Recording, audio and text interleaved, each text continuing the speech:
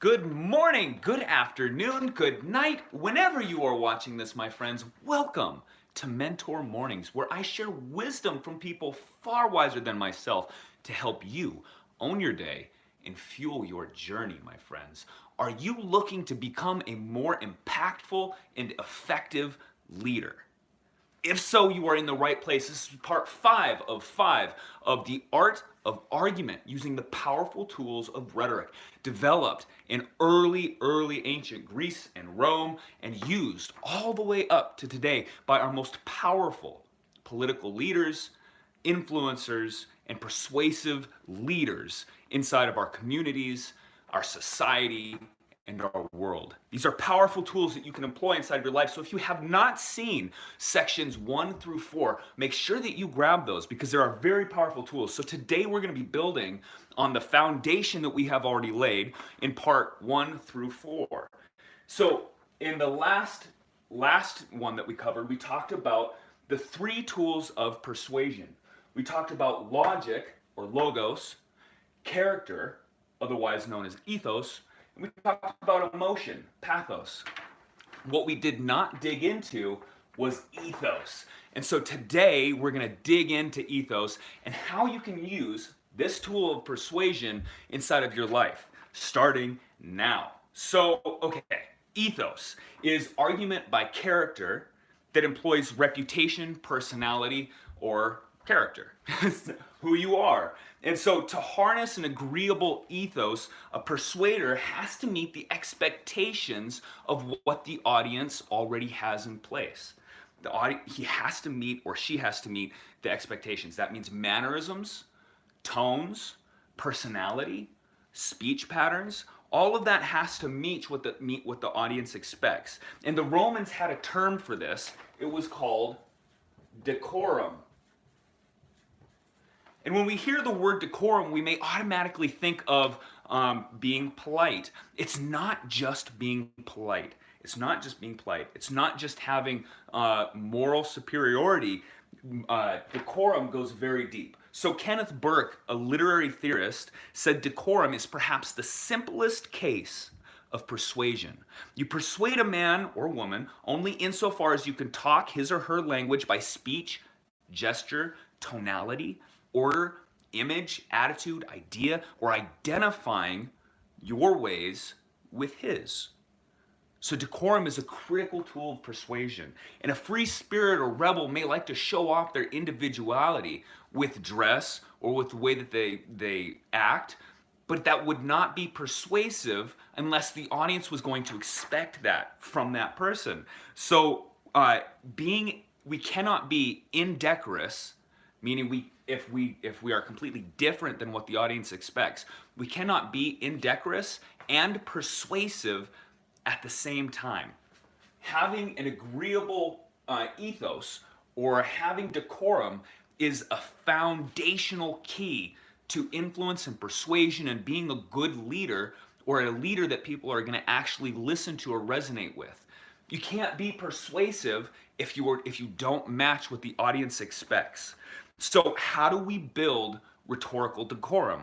How do we build rhetorical decorum? We're going to go over 4 key points here of how we can do that inside of our lives. All right. So the very first thing is that before we address an audience, before we address our listener, we have to ask ourselves this question: is what do they expect? What do they expect? And we have to mean it when we ask that question. The audience has to feel comfortable with you. If the audience does not feel comfortable with you, it's like breaking rapport. We talked about that in some of the previous videos. So if we're going to be persuasive, this has to be the number one thing that we cover. And so what do they expect from you? The next one, and we'll dive deeper into that. So the next one is to remain true to yourself and also your audience. By the way, guys, if you appreciate this video, please hit that thumbs up button. Let other people know that this video is worth watching. Share if you feel it is worthwhile. And subscribe, my friends, if you are not already, to jump on the bandwagon of 6 days a week Mentor Mornings, where I share this wonderful wisdom to help you become a more effective leader, gain emotional mastery inside of your life. All right, So Cicero taught that you cannot assume a character that is strays too far from your own. And that's what we mean by remaining true to yourself and also your audience. If I got on here and I started talking with a country western accent, you would know most likely that I was faking. And that would be indecorous. If I got on here and pretended like I was a coal miner, and I knew everything about coal mining, you would know that I was being indecorous. You would sense that. And that would automatically cut off all tools or ability of me to persuade or influence with trying to teach this. So that's why we cannot use a fake character when we're trying to persuade. And so staying within the boundaries of what sets us as who we are, staying true to our character. The next one is look the way that your audience expects you to look.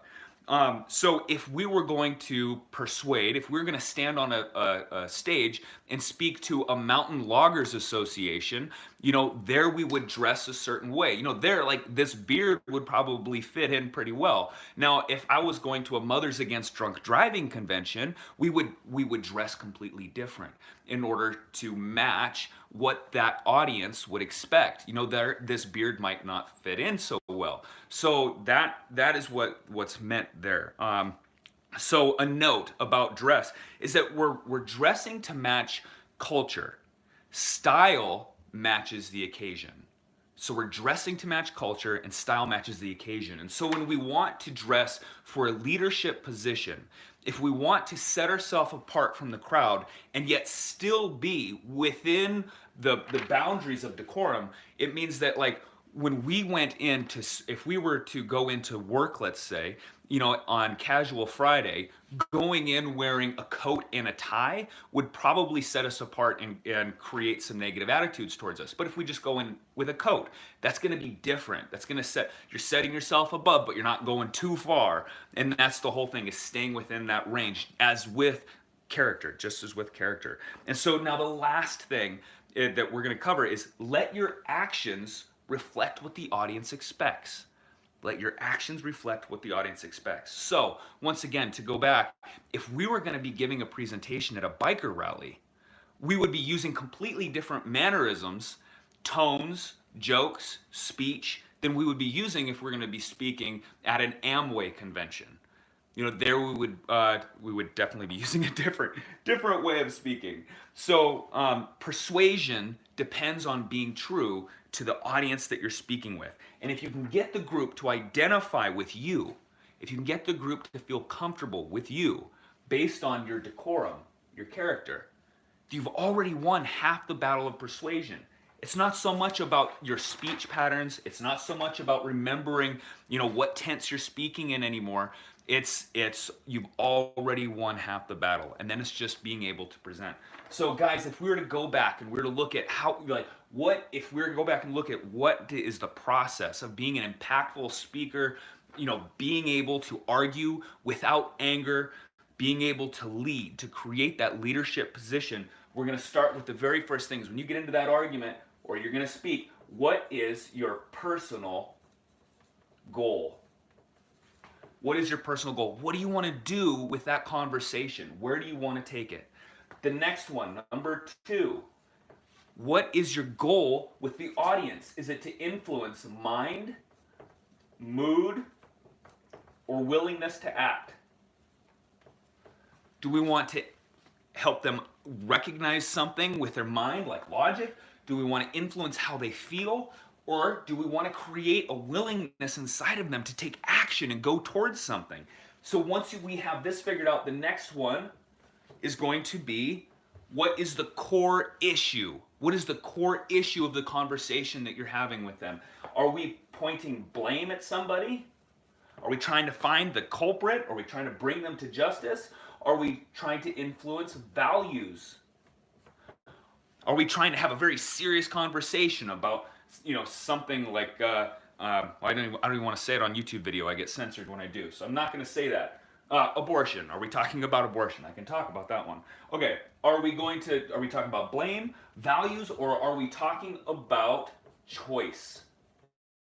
And remember, choice was Aristotle's favorite This was his favorite one. It was the go-to. This is where we talk about future. We talk about, okay, so the fourth one, after you have identified your personal goal, how you want to influence your audience, what is the core issue, the fourth one that we do is we select the mechanics of the speech that we're going to be using. This is where we select our tense. What tense are we going to be speaking in? Present, past, or future? That influences our core issue. And if you guys didn't get that, go back. I think it's video number 3 out of the 5. And then the last one, the tools of persuasion. What tools of persuasion can you employ inside of your argument, your speech, when you're trying to impact? Are you going to use the tool of logos, logic, where you take them through a series, not your series, but through the series of what the audience is already thinking? You want to match the audience's presumed place. Are you going to use the tool of character? And that's automatically, we've already talked about that. That's definitely something that we want to do. And then are you going to be using the tool of emotion, creating sympathy, understanding where the audience is and meeting them where they're at, reflecting that back to them and helping them move forward. All right, guys, so this has been it for the art of argument using the power of rhetoric inside of Mentor Mornings. If you appreciate this video, please hit that thumbs up button, share if you feel it's worthwhile, subscribe if you are not already, and I will see you tomorrow on Mentor Mornings, my friends. Until then, rise unconquered.